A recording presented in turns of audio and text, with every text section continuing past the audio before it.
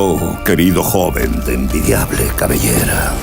Yo invoco a los guardianes del pelo alborotado para evitar que te hagas este corte de moda que nada tiene que ver contigo. El dios del cabello te ha dado ondas. Eres olas de pelo rebelde, eres desenfreno capilar.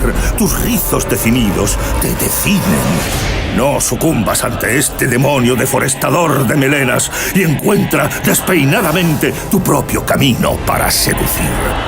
Encuentra tu propia magia.